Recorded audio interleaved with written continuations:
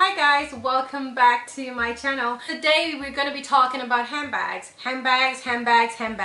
It's the luxury tags. So I have about 11 questions around which this video is going to be centered. So this tag was created by other YouTubers, and Sophie Shohet, who I absolutely adore, tagged smaller YouTubers who follow her, and I'm a small YouTuber and I follow her. So here we go. It's 11 questions and I'll be answering the questions, and I have to look at my phone for this because I'm not going to be able to remember 11 questions. Alright, so first question, how many handbags do you have? I have 10 handbags. 10 handbags, and I think the goal is to keep it under 20, so more classics and less trendy pieces. Yeah, 10 handbags. Where and how do you store your handbags? That's question number 2.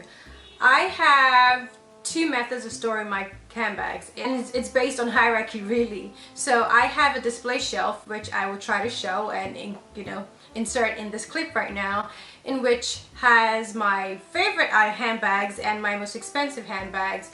Also, it has some of my shoes and some other pieces that I think is just very picturesque. It's very aesthetically appealing, so I store them, on that shelf. It's also stuffed, so I have dust bags and I have, bag stuffers to make sure they keep their size and to make sure they're properly aerated. In my closet, I have another shelf where I also keep my less frequently used handbags, more like my older handbags, or my handbags that are not high in the designer's hierarchy, if that makes any sense, like my old Gucci bags, my Tory Burch, so yeah, that's why I keep those. But I keep my Chanel, my Prada, my Bottega Veneta, YSL, all in my shelf in the bedroom. So yeah, but basically they are shelved. They're not in boxes. I used to keep my Prada executive tote in a box, but I found out that she wasn't getting as much air as she needed. The leather started getting a little sticky. It's strange because, especially for Prada bags in the Saffiano leather, that leather is like really durable. So when you're having issues like that,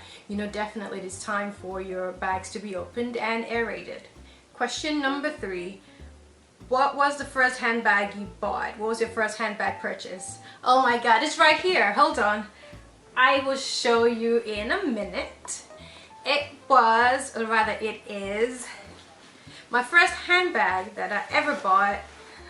My first designer handbag that I ever bought. If you can guess from the dust bag, it is a Gucci denim hobo. I haven't worn this bag in at least 4 years, but I refuse to sell it. As you can see, I have pink stuff in here. Ew, that's nasty. But anyway, yeah, it was my first. I was still in law school. I think I was in my first year of law school. Just got done with my first semester of law school, and I needed to give myself something. I felt as though this was the it bag at that time, and I was lucky enough to find it at an outlet mall. It had the monogram, but also the monogram is ingrained in the denim, so it's not as in your face, get a fabulous Gucci as some Gucci handbags are. So yeah, this was my first luxury item, and I think actually if I do want to sell it, I might be able to get a couple $100 for it, but I still have it just for sentimental purposes, and I think it's still stylish, honestly. But obviously this is really tiny. Well, not really. I can still, maybe, who knows, one of these days I'll bring it out and just take her for a spin. But yeah, that was my first luxury item. Question number 4, your newest handbag. It's my Chanel Jumbo. Here it is. My Chanel double flap jumbo in caviar leather with gold hardware. This is my most recent purchase, my most recent handbag purchase. Let me scratch that. And yeah, it's my favorite as of date. I love her. I love her. I love her. I've done several vlogs featuring her. You are going to see her a lot on this channel. Get used to it. I work very hard for my money. I'm planning a wedding. I am not at liberty to buy 100 handbags a year, 10, 50 handbags a year. That's not what this channel is all about. But to the extent that we are talking luxury and there is an opportunity to feature my baby, she will be featured. But yeah, so this answers question number 4. I'm going to keep this up because it also answers question number 5. What is your most expensive handbag? It is the Chanel Jumbo. When I got it, it was $5,500. That hurt. plus tax. So we're talking about $6 grand. That's not cheap by any way, shape, or form. That's a car. That's a fraction of my student loan pay. Like it's a lot of money, but it's also something that I know that I am going to use for eternity. I am going to pass this down to my children, to my first daughter or my second, and yeah, it's going to hold its value. I have no regrets. I just hope that I can add some more purses like this to my collection. So yes, this is my most expensive handbag. Question number 6, most dramatic experience purchasing a handbag. I don't really have any dramatic experience purchasing a handbag. I think my Bottega Veneta, my YSL, my Prada, my 2 YSL purchases clutches, I bought them online, you know, from Neiman's. They had probably promotion or something. So it's, you know, pretty easy. Yeah, no, I don't have anything. If anything, maybe my Prada tote, because what I usually do, and I'll make a video of this, is I try to recycle funds. So as opposed to getting, you know, $3,000 or however much from my account, if I'm expecting $3,000 for, or, you know, a couple $1,000s from a source, I will use that money instead. That way, my account stays the same and I'm not technically touching anything that I have. And I think for my Prada executive tote, I was switching apartments and I was expecting my deposit back, but either there was a sale going on that I had to dip into my savings to buy it immediately and then, you know, replenish my account with funds I was supposed to receive and getting my deposit back from my old apartment. So that was a plan, but then I bought the bag and I was waiting, and I think there was like a month delay in between the time I was told I was actually going to get the funds back from my previous landlord to when I actually did get the funds back from my previous landlord. And that month had me feeling sick because I felt as though I made a mistake. I shouldn't have bought the bag, and now what if this doesn't come through? I just spent, you know, $3,000 buying this bag, blah blah blah. It was a whole thing. So it wasn't so much, eventually it did come through, but it wasn't so much as, you know, a dramatic experience buying the bag. It was just everything surrounding the purchase of the bag, especially after I bought it, before the money came to my account, before the funds came to my account. So that's it for that. Question number 7, what's your current favorite handbag store? I would say hands down it has to be Dior. I don't have a Dior bag yet. I do have a couple on my wish list.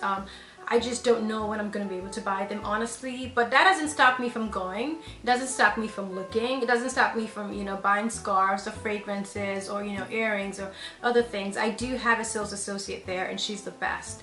I find that at Dior I get the best customer service. They don't pressure you into buying anything. They're very welcoming. They offer you champagne, they offer you water. I take all the champagne. And, you know, they're just very nice to you. They talk to you about, you know, the history of the product, more so than even at the Hermes store. You know, at the Hermes store, they're just like, oh, well, are you here to buy this or are you here to buy that? And to an extent, Chanel's kind of like that as well. They are very haughty. But, I mean, it doesn't bother me much because I know that I'm coming there to spend XYZ amount of dollars, and your treatment towards me is not going to change how I feel about the brand. The brand is more reflective of a history behind it than it is of whoever is person behind the counter.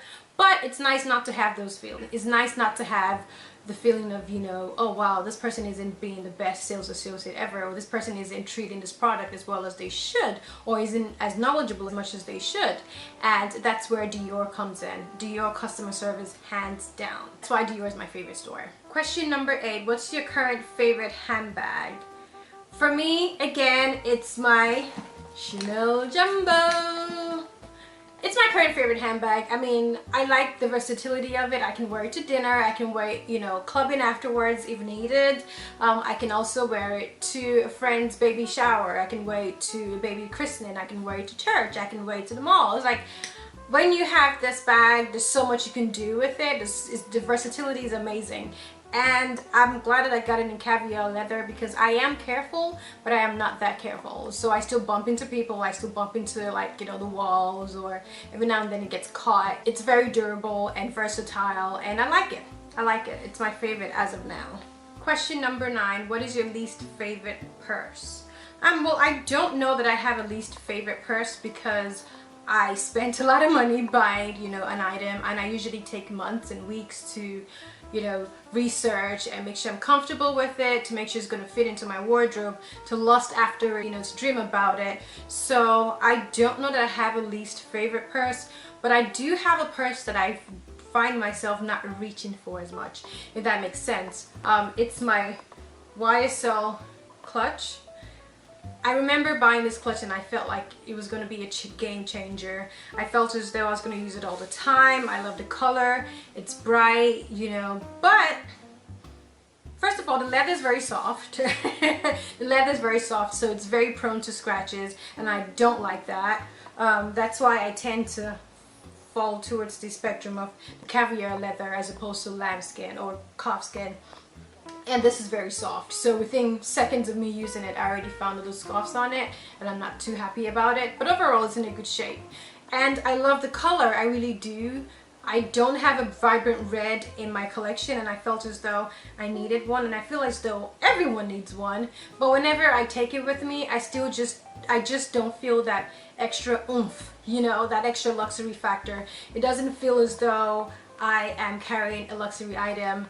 It's a bit awkward. It's wide, but it isn't deep, and I wish it was shorter with a strap, but I don't like the ones that are shorter with straps. So I'm just not quite sure what I'm gonna do with this bag. It's just gonna hang out here for a little bit. But the reason why I find myself using it on most occasions is because I'm either wearing a pair of Christian Louboutins, and you know, the red bottom soles complement this purse, and that was kind of the reason why I got it in the first place.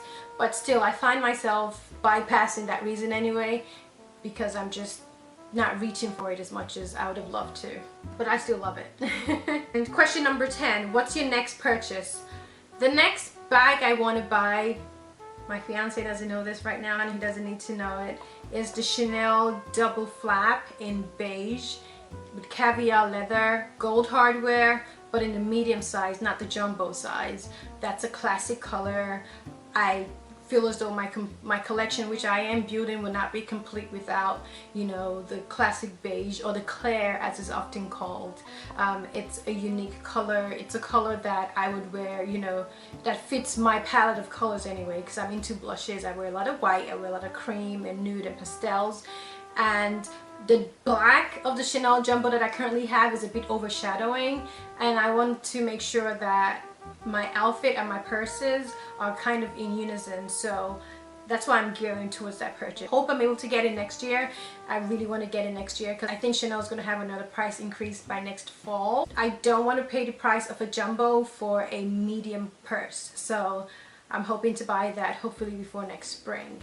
But I'm also planning a wedding, so it's like priorities. But that's my next purchase. Question number 11, the last of these.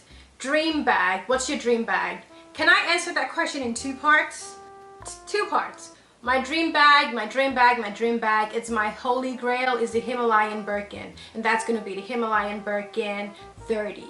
I love that bag. I've seen it in a couple of people in the US, and I've seen it in a lot of people in Switzerland when I was on vacation. It's gorgeous. It's gorgeous, it's stunning, and there's a reason why it's $200,000. Am I ever going to be able to buy that bag in my lifetime? I highly doubt it. That's a couple of years of salary for middle-class America. So no, I'm not going to be able to buy it. I doubt that I've ever be given that as a gift. But there's nothing wrong with dreaming. That's why it's a dream bag, right? Dream bag, you dream, you desire, you hope, and you never know. But that's my dream bag. So that's part one. Part two, which is more likely that I will get in the near future, hopefully in the next 3 years, is a Birkin. It's a Birkin color trench with gold hardware, and I think it'd be a Birkin 30, and in Togo leather.